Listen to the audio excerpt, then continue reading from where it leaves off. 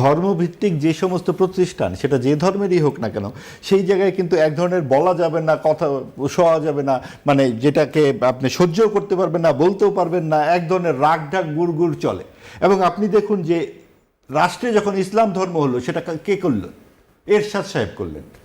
এরশাদ সাহেবের সাথে ধর্মের কি সম্পর্ক, ইসলামের কি সম্পর্ক ছিল? তিনি কোন বিধিবিধান মেনে চলেছেন? তিনি রাষ্ট্র ধর্ম তৈরি করলেন। ইভেন আমাদের নির্বাচন কমিশনের যে আইন, সেই আইনেও কিন্তু ধর্মের নিষেধ, মানে ব্যবহার, রাজনৈতিক ব্যবহারের ব্যাপারে আপত্তি জানানো আছে, কিন্তু সেটাই কোনো দল ফলো করছে না। ফলো না করার কারণে যেটা হচ্ছে, সেটা হলো যখন দরকার সে ইসলামপন্থী হয়ে যাচ্ছে, যখন দরকার সে সেকুলার হয়ে যাচ্ছে। এটার মধ্য দিয়ে একটা ধোঁয়াশা তৈরি হয়, জনগণের মধ্যে একটা বিভ্রান্তি তৈরি হয়, এবং সেই বিভ্রান্তির কারণে যেটা হচ্ছে, তারা যখন নিজেদের পক্ষে থাকেন তখন আপনি ইসলামিস্ট, তখন আপনি সহি, আপনি তার বিরুদ্ধে গেলে তাকে নানাভাবে ট্যাগিং করা হচ্ছে, ট্যাগিং করে তার নাগরিক অধিকার নষ্ট করা হচ্ছে। দেখেন, আপনি যে প্রশ্নটা করেছেন, এটা বাংলাদেশের রাজনীতির জন্য সবসময়ের জন্য একটা জরুরি প্রশ্ন, সবসময়ের জন্য একটা গুরুত্বপূর্ণ প্রশ্ন। এবং ধর্ম রাষ্ট্রের সেপারেশন, এটা বেসিক্যালি আপনাদের যে মডার্ন ডেমোক্রেটিক স্টেট ফরমেশনের বুনিয়াদী তর্ক, এবং এটা পৃথিবীতে হয়ে গেছে আপনার ওই প্রোটেস্ট্যান্ট মুভমেন্টের মধ্য দিয়েই। হ্যাঁ, চার্চের থেকে রাষ্ট্র যখন আলাদা হলো, সেই আলাপের মধ্য দিয়ে এটা শুরু করতে হবে। তো যাই হোক, কেতাবি তাত্ত্বিক আলাপ বাদ দিয়ে বাংলাদেশের প্রেক্ষাপটে যেটা হলো যে, আমাদের এখানে উপমহাদেশের রাজনীতিতে ধর্ম একটা গুরুত্বপূর্ণ ফ্যাক্টর। এবং বিখ্যাত লেখক আশিস নন্দী বলছে, যারা ধর্ম থেকে রাজনীতিকে আলাদা করে, তারা না বুঝে ধর্ম, না বুঝে রাজনীতি। ধর্ম আমাদের জীবনে থাকবে, সমাজে থাকবে, কিন্তু ধর্মীয় রাজনীতি বলতে যেটা বোঝাই, সেটার সাথে ধর্মের খুব একটা সম্পর্ক নাই। যেমন ধরেন, আমরা এখন যেটা দেখতে পাচ্ছি ধর্মের রাজনীতির নামে, আমরা কিন্তু একটা সেন্টিমেন্টের পলিটিক্স দেখতে পাচ্ছি ইন দ্য নেম অফ ইসলাম। বাংলাদেশের সব মানুষ, ধরেন বেশিরভাগ মানুষই ইসলাম প্রিয়, বা তার মতো করে তারা ধর্ম পালন করে কেউ। এবং এখানে নানা ঘরানা আছে, নানা আপনার মতবাদ আছে, বা যেটাকে মাযহাব বলে, বা মাযহাবের ভিন্নতা আছে, কিন্তু আপনার যার মতো করে সবাই তারা ইসলামের অনুসারী হিসেবেই নিজেদেরকে দেখায়। এখন সেখান থেকে আপনি একটা মুসলিম সেন্টিমেন্ট, এক ধরনের একটা ব্যাখ্যা, এক ধরনের একটা ধরেন মওদুদিজম আপনি যদি দাঁড় করায় যদি বলেন এইবার এইটাই ইসলামী রাজনীতি, তাহলে আপনি দুইটা ক্ষতি করছেন। একটা হলো যে পুরা ইসলামী ধারার মধ্যে আরও যে বৈচিত্র্য আছে, আরও যে স্কুল অফ থট আছে, আরও যে রাজনৈতিক সম্ভাবনা আছে, সেটাকে আপনি ডিনাই করছেন। ডিনাই করে আপনি আপনার যে মতাদর্শ, আপনার যে ব্যাখ্যা, এটাকে চাপাই দেওয়ার চেষ্টা করছেন। আবার আপনি যখন সুযোগ মতো দরকার, তখন আপনি বলছেন আপনি সবচেয়ে ডেমোক্রেটিক পার্টি। এইটা একটা এমন একটা প্রবণতা, আপনি ধরেন যে এইটা নরেন্দ্র মোদী বা ডোনাল্ড ট্রাম্প বা এই ধরনের যে এখন গ্লোবাল রাইট উইং যে ফেনোমেনাটা আমরা লক্ষ্য করছি আবারও, সেই রাইট উইং ফেনোমেনাটা এই ধরনের আপনার অনুভূতিকে আপনার রাজনীতিতে ব্যবহার করে। এবং সেক্ষেত্রে সবচেয়ে জোরালো অনুভূতি কি? ধর্মের অনুভূতি। সেই অনুভূতিকে রাজনীতি ব্যবহার করার নজির পৃথিবীতে আছে। এবং বাংলাদেশে যেহেতু, বাংলাদেশের মানুষ যেহেতু আর কিছুর ঘাটতি থাকলে আবেগের কোনো ঘাটতি নেই, তো সে ঠিক মতো ধরেন আপনার দেখা গেছে টয়লেট করে পানি নেয় না, কিন্তু ইসলামের ব্যাপারে একটা কথা বললো, সে ধরেন ঐক্যবদ্ধ হয়ে হাজির হয়ে একটা তার ভিন্ন মতকে সে সংঘবদ্ধভাবে মপ করে ধরেন। আমরা এর আগে দেখলাম বিভিন্ন জায়গায় হামলা হইতে, বিভিন্ন আপনার বিভিন্ন ধর্মগুরু, ভিন্ন ধর্মের, হ্যাঁ, তাদেরকেও আপনার ধরেন অনেকে তো মারাই হইল, কেউ কিন্তু একজন কিন্তু মারাই হইল। তো যাই হোক, এই যে ব্যাপারগুলো, এই ব্যাপারগুলোর সমাধান কি হবে? সমাধান হবে, দেখেন, একটা ডেমোক্রেটিক রাজনীতির মধ্যে কোনো রকম কোনো অনুভূতিকে, সেটা হলো কোনো গোত্র, কোনো ধর্ম, কোনো অনুভূতি প্রিন্সিপাল করা যাবে না, জাতীয় করা যাবে না। সেটা হবে কি ভ্যালু প্লুরালিজম। আমি ভ্যালু প্লুরালিজম করবে কোনো রাষ্ট্র। এই রাষ্ট্র তো শুধু মুসলমানদের না, এই রাষ্ট্র অন্য ধর্মাবলম্বী লোক আছে, অন্য ভাষাভাষী আছে। কিন্তু আমাদের রাষ্ট্র যেভাবে পরিচালিত হয়, ধরেন এক এক সময় যেই সরকার গঠন হয়, সেই সরকার গঠনের মধ্যে তো আমরা দেখি সরকারি ধর্মভিত্তিক দলগুলোকে ব্যবহার করে ভোট ব্যাংক হিসেবে। বিএনপি করেছে, আওয়ামী লীগও করেছে। মানে একদম স্বাধীনতার পর থেকে এখন পর্যন্ত ধর্মভিত্তিক যতগুলো দল আছে, আমরা কালে কালে দেখেছি প্রত্যেকটা দলই তাদেরকে ব্যবহার করেছে। এনসিপি এখন করছে। এই আসলে এই ব্যবস্থাটা ধর্মভিত্তিক রাজনীতি ব্যবহারে, যে রাজনীতি আপনি বললেন, এইটা সমাজে তো আছে এলিমেন্ট, ব্যবহার কেন করবে না? সমাজে তো আছে, এই জন্য রাষ্ট্র, এই জন্য তো আমরা বলি যে রাজনৈতিক দলগুলোরই তো দায়িত্ব। রাজনৈতিক দলগুলো চাইলে আপনি দেখবেন কোন ধরনের রাজনৈতিক দলকে আপনি সমর্থন করছেন, সে কি। এই জন্য পলিটিক্যাল ইউজ অফ ইমোশন, এইটা একটা ক্রাইম। ইভেন আমাদের নির্বাচন কমিশনের যে আইন, সেই আইনেও কিন্তু ধর্মের নিষেধ, মানে ব্যবহার, রাজনৈতিক ব্যবহারের ব্যাপারে আপত্তি জানানো আছে, কিন্তু সেটাই কোনো দল ফলো করছে না। ফলো না করার কারণে যেটা হচ্ছে, সেটা হলো যখন দরকার সে ইসলামপন্থী হয়ে যাচ্ছে, যখন দরকার সে সেকুলার হয়ে যাচ্ছে। এটার মধ্য দিয়ে একটা ধোঁয়াশা তৈরি হয়, জনগণের মধ্যে একটা বিভ্রান্তি তৈরি হয়, এবং সেই বিভ্রান্তির কারণে যেটা হচ্ছে, তারা যখন নিজেদের পক্ষে থাকেন তখন আপনি ইসলামিস্ট, তখন আপনি সহি, আপনি তার বিরুদ্ধে গেলে তাকে নানাভাবে ট্যাগিং করা হচ্ছে, ট্যাগিং করে তার নাগরিক অধিকার নষ্ট করা হচ্ছে। এই জন্য আমরা বলি 5 তারিখের পর আমরা কি বলছিলাম, আমরা বলছিলাম রাষ্ট্র হবে ভ্যালু বেস, ইডিওলজি থাকবে সমাজে। ওকে, আপনি ইসলাম পালন করতে চান, আপনি সমাজে থাকেন, অসুবিধা নেই। আপনি হিন্দু ধর্ম করতে চান, সমাজে থাকেন। রাষ্ট্র কোনো ধর্মভিত্তিক প্রতিষ্ঠান না। রাষ্ট্র হলো ভ্যালু প্লুরালিটি করবে, এবং সেক্ষেত্রে নাগরিকদের দায়িত্ব হলো কোন ধরনের দলকে আপনি সমর্থন করছেন। সেই দলটা কি একটা আয়রন জ্যাকেট, হ্যাঁ, একটা ইডিওলজি বা একটা এরকম একটা আপনার মতাদর্শপন্থী দল, নাকি সে রাষ্ট্রকে একটা কল্যাণ রাইটস বেস, অধিকার বেস রাষ্ট্র করতে চায়, যেখানে হিন্দু, বৌদ্ধ, খ্রিস্টান সমস্ত মানুষই তার নাগরিক আকারে ট্রিট হবে বা প্রতিফলিত হবে তার অধিকারটা। কিন্তু তা না করে যদি আপনার আবেগ উস্কে দিয়ে, আপনার ধর্মীয় অনুভূতিকে উস্কে দিয়ে সবসময় বিভাজন তৈরি করে আপনার নাগরিক অধিকার হরণ করে সে শুধু ছলে বলে কৌশলে ক্ষমতা দখলের চেষ্টা করে, বুঝতে হবে সেই রাজনীতিটা একটা ফ্যাসিস্ট রাজনীতি। ধন্যবাদ আপনাকে। মাহবুব বাজিজ, আপনাকে একদম সরাসরি ঘটনা প্রসঙ্গ টেনেই প্রশ্ন করতে চাই। এই যে রাজধানীর শাহ আলী মাজারে যে ঘটনা ঘটলো, পূর্বেও একাধিক ঘটনা ঘটেছে, আপাতত এই বিষয়টি নিয়েই কথা বলতে চাই। পুলিশ বলেছে মাজারে হামলার ঘটনা ঘটেনি, মাদক বিরোধী অভিযান চালানো হয়েছে। এই অভিযান স্থানীয় জামায়াতের নেতাকর্মীরাই চালিয়েছে এমন দাবি পুলিশের। আমরা আসলে কোন সমাজে বসবাস করছি যেখানে স্থানীয় মানুষরা মানে অভিযান চালাতে পারে, মাদক বিরোধী অভিযান চালাতে পারে? আমাদের দেশে তো আইন আছে, আমাদের দেশে তো পুলিশ আছে, এবং যেই জায়গার ঘটনার কথা আমরা বলছি সেটা রাজধানী।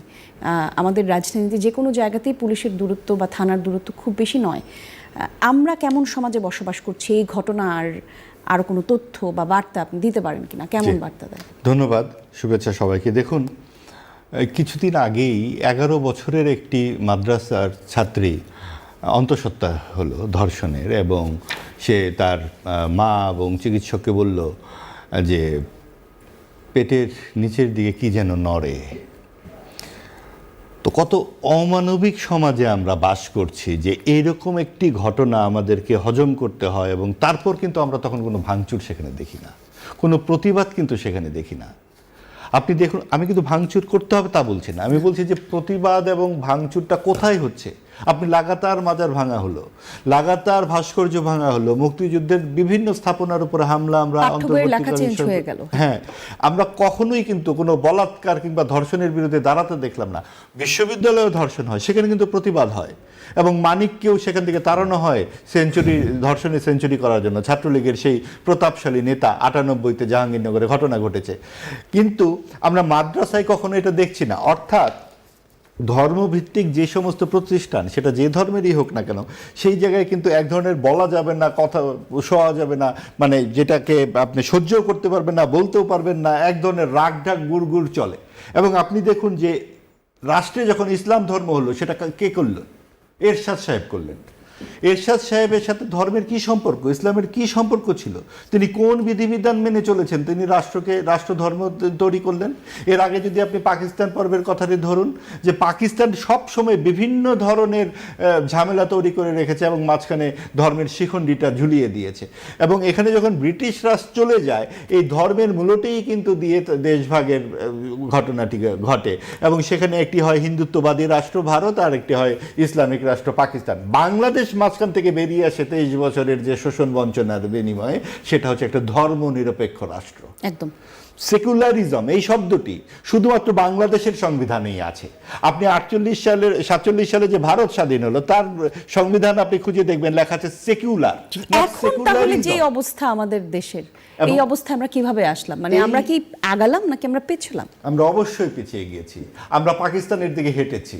আমরা যে কোনো সরকার প্রথমেই ধর্মের আশ্রয়টা কেন নেয়? কারণ এখানে যুক্তিবোধের প্রয়োজন নাই। ধর্ম কিন্তু অত্যন্ত পবিত্র একটি ব্যাপার, এবং পবিত্র, ব্যক্তিগত, এবং এটা গিভেন।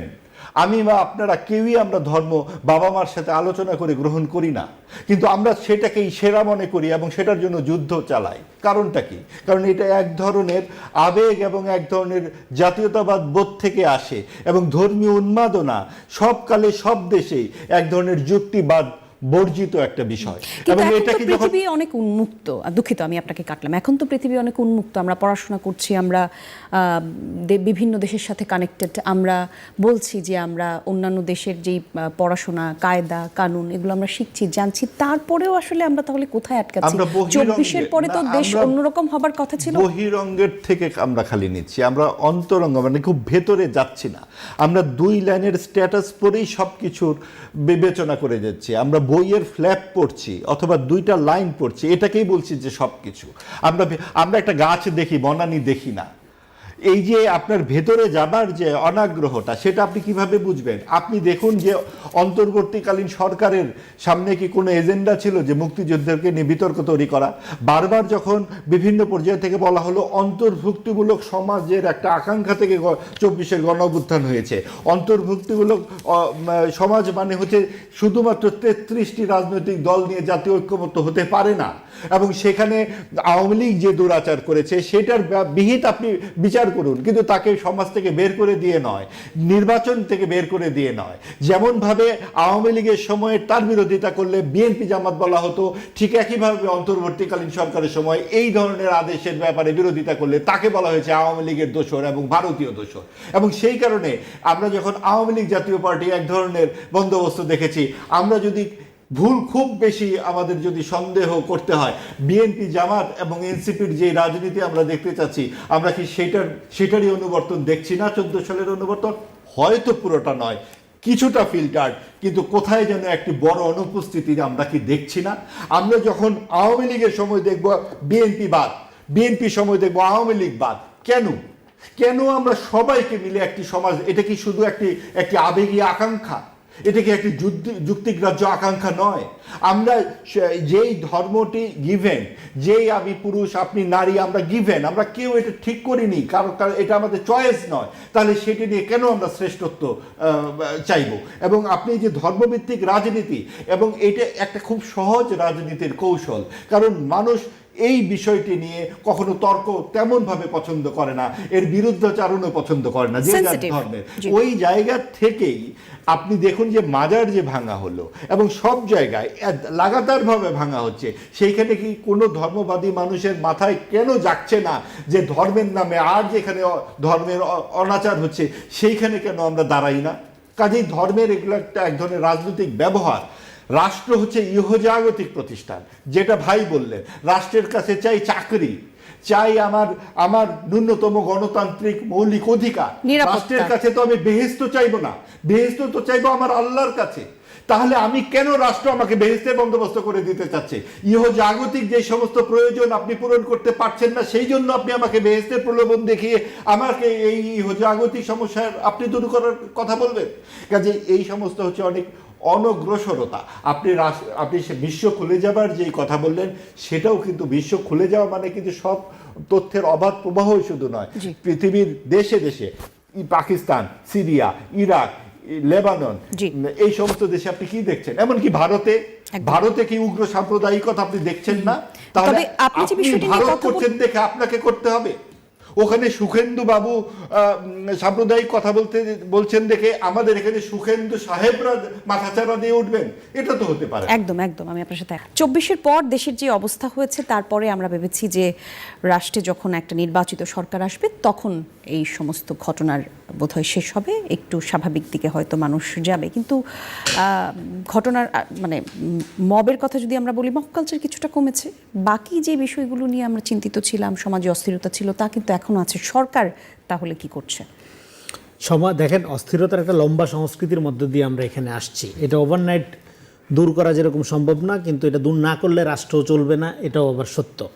ফলে সেক্ষেত্রে সরকারকে ডেফিনেটলি দ্রুত যেটা করতে হবে, যে পুলিশের যে কনফিডেন্স যেটা নষ্ট হয়েছে এটা ফেরত আনতে হবে। এবং এই যে ঘটনা নিয়ে আপনি আরেকখানে আলোচনার সূত্রপাত হলো, এই ঘটনায় কিন্তু গ্রেফতার করা হয়েছে 3 জন। এখন গ্রেফতার করা হয়েছে যাদেরকে তারা কোন দলের সেই পরিচয় প্রকাশিত হয়েছে। এখন মুশকিল হলো এই দলটা যে এরকম কর্মকাণ্ড এই প্রথম কি করলো?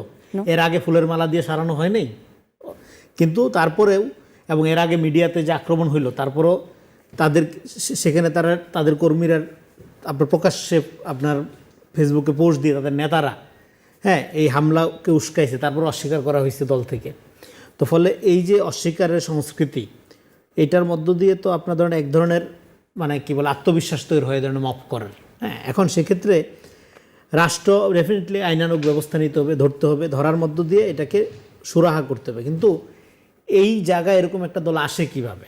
এই আসার ক্ষেত্রে আপনার গণঅভ্যুত্থানের পরে এখানে এক শ্রেণীর বুদ্ধিজীবী এখানে একটা সেকুলার রাইট উইংকে তো উস্কাইছে, একটা ধর্মভিত্তিক রাজনীতির মধ্য দিয়ে ক্ষমতা দখল করার চেষ্টা এখানে তো হয়েছে। এটা -2 ফর্মুলার আলোকে একটা ধর্মভিত্তিক রাজনীতিকে একটা প্রক্সি ফোর্স হিসাবে রেখে এনজিও লর্ডসরা ক্ষমতা ভাগাভাগি করবে এই বন্দোবস্ত কায়েম করার চেষ্টা তো এখানে করা হয়েছে।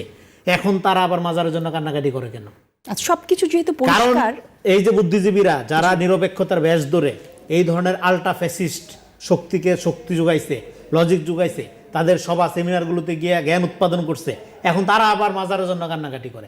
ওদের কারণেই তো আজকে এটা শক্তিশালী হয়েছে। যখন আমরা বারবার বললাম যে একটা গণতান্ত্রিক রাজনীতি আমাদের দরকার, 5 তারিখে গণঅভ্যুত্থান কিসের বিরুদ্ধে হয়েছিল? এটা ক্যাডার ভিত্তিক মতাদর্শপন্থী ফ্যাসিস্ট রাজনীতির বিরুদ্ধে। সেটা আপনি যদি 71-এর নামে করেন সেটা যেরকম fascist, in the name of Islam Muslim সেন্টিমেন্টকে ব্যবহার করে করলেও সেটা ফ্যাসিস্ট। সেটার সাথে ইসলামের কোনো সম্পর্ক নেই। ফলে এই ধরনের রাজনীতিকে সেন্টিমেন্টাল মুসলিম সেন্টিমেন্টাল পলিটিক্সকে যারা এখানে আর বাই প্রোডাক্ট হিসাবে কি আজকে পশ্চিমবঙ্গে বিজেপিকে ক্ষমতায় আনা হলো। ফলে যারা এখানে ভারত বিরোধী ভারতীয় রাজনীতি করছে, যারা এখানে একটা হিন্দুত্ববাদী রাজনীতির কপি আকারে বিজেপি মডেল, হ্যাঁ আরএসএস মডেল এরকম ক্যাডার ভিত্তিক সংগঠনকে চালু করছে, আজকে তারা তো পারলে ক্ষমতায় চলে গেছিল। কিন্তু ফলে এটা আমি বলতেছি এটা একটা সামাজিক ইনস্টিটিউট আকারে তারা সমস্ত জায়গায় ঘাপটি মেরে আসছে, তারা সমস্ত জায়গায় প্রতিষ্ঠানে গুরুত্বপূর্ণ জায়গায় আছে। ফলে আপনি চাইলেই ওভারনাইট তারা যেমন পুলিশের মধ্যে তারা নাই এই গ্যারান্টি আপনি দিতে পারবেন, মিডিয়াতে তারা নাই সে গ্যারান্টি আপনি দিতে পারবেন, সরকারের ভেতরে তারা নাই সে গ্যারান্টি আপনি দিতে পারবেন, আওয়ামী লীগের সময় তারা ছিল না এই গ্যারান্টি আপনি দিতে পারবেন? ছিল। সমাধান আসতে এত সহজে সমাধান হবে না।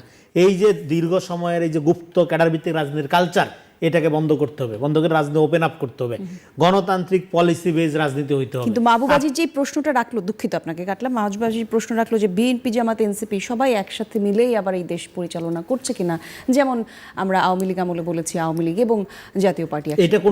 এটা কোনো আপনার কমেন্টেটরের বক্তব্য আমরা শুনছি, কিন্তু এটার বাস্তবতা কতটাই আপনার দেখেন যদি এটাই হয় জামাত বা এই এনসিপি জোটের রাজনীতি কি, বিএনপির বিরুদ্ধে একটা পারসেপশন তৈরি করা যে বিএনপি সাদাবাজ তারা সাধক, যদি তাদের মধ্যে একটা আতাতি থাকতো তাহলে তারেক রহমানকে নিয়ে গালাগালি করা, জাইমা রহমান তারেক রহমানকে নিয়ে এমন কোনো প্রপাগান্ডা নাই, বিএনপি নিয়ে এমন কোনো প্রপাগান্ডা নাই যেটা না করা। জাতীয় পার্টি কোন দিন আওয়ামী লীগ নিয়ে ধরনের প্রপাগান্ডা করছে?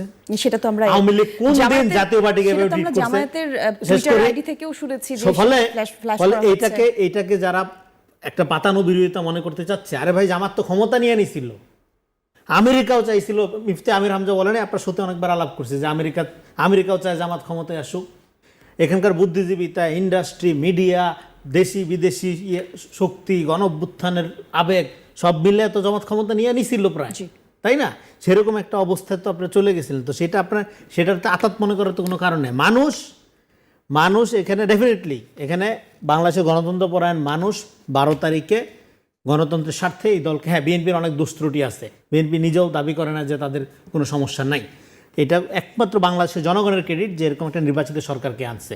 ফলে এখানে যারা এই আতাতটা খুঁজে, আমি অনেকেই তাদের জামাতের ব্যাপারে পলিটিক্যাল আন্ডারস্ট্যান্ডিংয়ের ঘাটতি আছে। জামাত এমন একটা পলিটিক্যাল পার্টি, তারা জাস্ট লাইক আওয়ামী লীগ, হ্যাঁ তারা সর্বব্যাপী, তারা সব কিছু গ্র্যাপস করে ফেলতে চায়, ছলে বলে কৌশলে, প্রকাশ্যে না পারলে গোপনে।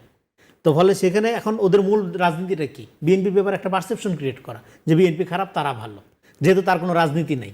তার যদি রাজনীতি থাকতো, তার যদি সংগঠন থাকতো এরকম সর্বব্যাপী সংগঠন একটা আছে, ক্যাডার ভিত্তিক সংগঠন, ফলে এইটা আমি বলি আপনাকে, ফলে এইটাকে সেহেতু তার মোকাবেলা করার ক্যাপাসিটি, বিএনপিকে মোকাবেলা করার ক্যাপাসিটি সাংগঠনিকভাবে যেহেতু তার নাই, সেই জন্য পারসেপশন বেস পলিটিক্সটা করে। ফলে এই পলিটিক্সটা আবার যেহেতু এই পলিটিক্সটা অল্প সময়ের মধ্যে মনে হয় যে মানে প্রমাণিত হয় যে এটা ভুয়া মিথ্যা। যেমন আমি আপনাকে একটা স্টোরি দেখাই, নিউজ, এই যে আজকে প্রথম আলোর প্রথম পাতায় লিড স্টোরি করছে আবার নাগরিকত্ব ছাড়ার আবেদন এস আলমের, অথচ যখন বাংলাদেশ ব্যাংকের গভর্নর নিয়োগ দেওয়া হইলো, আপনারা টকশোতে আনছেন, কথা বলছেন সমস্ত জায়গায়, কি এস আলমকে ফেরতের জন্য আনা হইলো। এস আলমকে ফেরতের জন্য যদি গভর্নর নিয়োগ দেওয়া হয় বা বিএনপি ক্ষমতায় আসে বা বিএনপির সাথে একটা আতাত হয়, তাহলে এস আলমের শুধু মালিক না, তার বউ, স্ত্রী, সন্তান সবাই বাংলাদেশের নাগরিকত্ব ত্যাগের আবেদন করতেছে কেন? তার মানে তারা ফেরত আসবে না, আপনি চাইলেও সে ফেরত আসবে না। অথবা- কিন্তু আপনারা ন্যারেটিভ তৈরি করলো কি পুরো সময়টা ধরে এসালামকে ফেরানোর নাকি আয়োজন। বাংলাদেশে এখন তো আসলে তাদের আসার অবস্থা আছে কিনা আরে বাবা, লম্বা সে তো সময় না পর্যন্ত নাগরিকত্ব বাতিল করতে যাচ্ছে সে। আপনি চাইলেও সে আসবে না, আপনি ডাকলেও সে আসবে না। একদম হ্যাঁ। আসার তো আসলে তেমন কোনো কারণ আর না, তাদের আপনি নেই। যা চাইলেও সে আসবে না। যদি আপনি ধরেন সরকার থেকে মনে তারা তো করলো জানে বাংলাদেশ এখন আর না, তাদের মনে চায় করলো যে এখানে তাদের টাকা পয়সাগুলো আইনে অর্থনীতি পুনরুদ্ধার করার ক্ষেত্রে তাদের একবার ডাকলো, সে আসবে না। কেন আসবে? আসার জন্য তো সেই লুটপাট করে নিয়ে যায় নাই।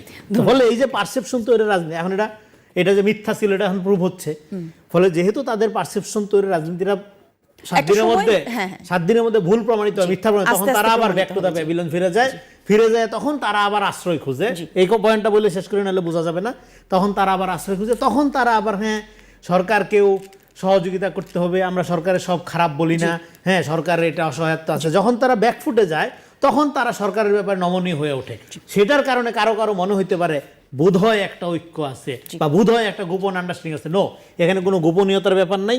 এইটা একটা পাওয়ার ব্যাটেল, প্রত্যেকের মতো ফাইট করছে। এখানে জনগণ শুধুমাত্র ডিসাইড করছে 12 তারিখে তাদের ভোটের মধ্য দিয়ে কে রাষ্ট্র ক্ষমতায় আসবে। মাহবুবাজিজ যেই কথাগুলো আসলে বললেন রেজাউল করিম রনি, এই একই রকম কথা আমরা বোধহয় শুনেছি আগের টকশোগুলোতে। আগে 24-এর আগে যখন টকশো হতো তখন শুনেছি একদম ক্ষমতা ছাড়ার পর শেখ হাসিনাও বলে গিয়েছিলেন যে ইউএসকে যদি দেশ দিয়ে দিতাম, তার হাতে যদি ক্ষমতা থাকতো, তাহলে আমি ক্ষমতার চেয়ারে এখনো বসে থাকতে পারতাম। সবগুলো কথা মনে হয় যেন আমরা আগে শুনেছি, কোথাও শুনেছি। মিল পাচ্ছেন নাকি কোথাও? না, আমি রনি ভাইয়ের একটি কথার সঙ্গে একটু যুক্ত করতে চাই। পাওয়ার ব্যাটেল, এটা ঠিক, পাওয়ার ব্যাটেল তো থাকবেই। এবং এটা সবচেয়ে বড় যেই পাওয়ার ব্যাটেলটা হয়েছে কি, একটি দলকে অনুপস্থিত করে দিয়ে যে ব্যাটেলটি, অর্থাৎ আগে একটি দলকে অনুপস্থিত করলে প্রতিযোগিতাটা অনেক সহজ হয়ে যায়। এটা তো দৃশ্যমান। এবং এই দৃশ্যমানের যে ঘটনাটা ঘটলো, এরপরে যেটা করলো, এটাও সত্য যে জামাত অতি চতুর। সেই চাতুর্যের সাথে তারা অপেক্ষা করছে যে সরকারি দলের ব্যর্থতার পর জনসমর্থন কার দিকে যাবে, বিরোধী দলের প্রতি যাবে, কাজেই পরের টার্মে তারা আসবে। কিন্তু এই যে টার্ম সব ঠিক হয়ে যাচ্ছে, কিন্তু একটি অংশের অনুপস্থিতি নিশ্চিত করে এই জায়গাটাতেই অন্তর্ভুক্তিমূলক সমাজের আকাঙ্ক্ষা একদম সরাসরি আঘাতপ্রাপ্ত হচ্ছে। এখন হতে পারে যে এই বিষয়গুলো নিয়ে অনেক কথা হতে পারে, যে ওরা তো গুলি করেছে ইত্যাদি।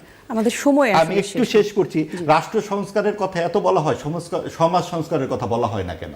আপনি জাতীয় সংসদে দাঁড়িয়ে আছে আপনি যেই দলটি দেশের স্বাধীনতা চায়নি, আপনি তার কাছ থেকে কি প্রত্যাশা করেন, কি সমাজ সংস্কারের আপনি প্রত্যাশা করেন? সেই জন্য আপনি বাজার ভাঙা দেখছেন, সেই জন্য আপনি ধর্মের রাজনীতি দেখছেন। তখনই সমাজ সংস্কার সম্ভব হবে যখন দেশের মুক্তিযুদ্ধের চেতনার কথাটি আবার বলা হবে, এবং বলা হবে না যে এটা চেতনা ব্যবসা।